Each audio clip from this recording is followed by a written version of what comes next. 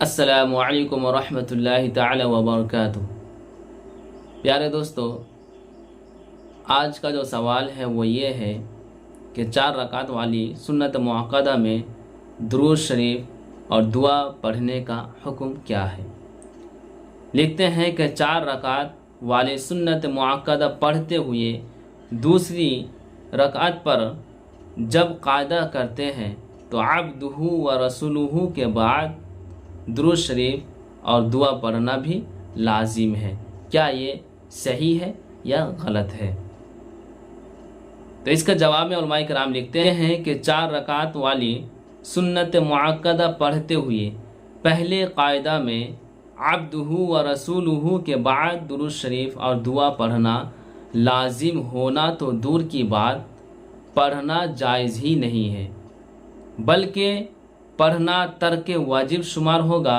یعنی اگر کسی نے ان سنتوں کے قاعدہ اولا میں بھول کر درود شریف پڑھ لیا تو اس پر سجدہ سہو لازم آ جائے گا، اور اگر جان بوجھ کر پڑھا تو نماز واجب الاعادہ ہوگی، کیونکہ یہ سنتیں مؤکدہ ہونے کی وجہ سے فرضوں کے مشابہ ہے۔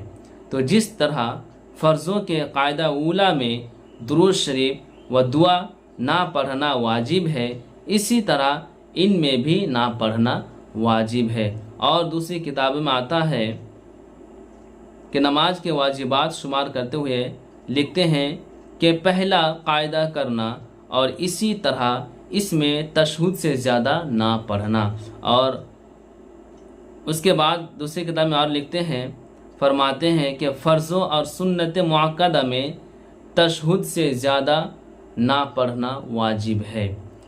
تو یہ تمام دلیلیں ہیں، یعنی اس سے یہ پتہ چلتا ہے کہ اگر آپ نے 4 رکعت والی سنت مؤکدہ کی نیت کی ہے اور اگر آپ نے 2 رکعت پڑھ لیے، پھر آپ دوسری رکعت میں آپ بیٹھے ہیں قاعدہ کے لیے، آپ قاعدہ میں ہے، یعنی کہ آپ بیٹھے ہیں 2 رکعت پڑھ کے، آپ جو بیٹھے ہیں اس کو قاعدہ کہتے ہیں، قاعدہ اولا کہتے ہیں۔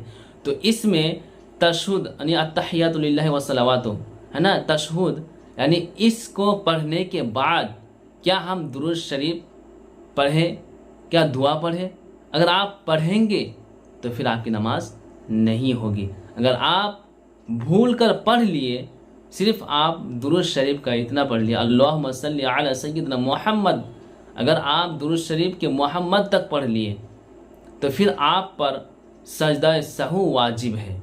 اور اگر آپ نے جان بوجھ کر تشہد کے بعد آپ نے جان بوجھ کر درود شریف پڑھی یا دعا پڑھی تو پھر آپ کی نماز نہیں ہوگی، پھر آپ کی نماز واجب الاعادہ ہوگی، یعنی آپ کو دوبارہ نماز پڑھنا پڑے گا، یہ مطلب ہے۔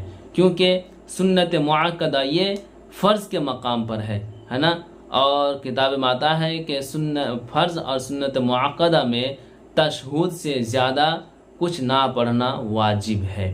تو ان تمام دلیل کو مد نظر رکھتے ہوئے دوستو، سنت مؤکدہ کی 4 رکعت جب آپ پڑھیں تو قاعدہ اولا میں صرف تشہد پڑھ کر آپ کھڑا ہو جائیں، پھر آپ تیسری رکعت کریں، چوتھی رکعت کریں، اس کے بعد چوتھی رکعت میں قاعدہ ثانی میں آپ تشہد بھی پڑھیں، درود شریف پڑھیں اور دعا بھی پڑھیں، اس کے بعد پھر نماز ختم کریں، یہ مطلب ہے۔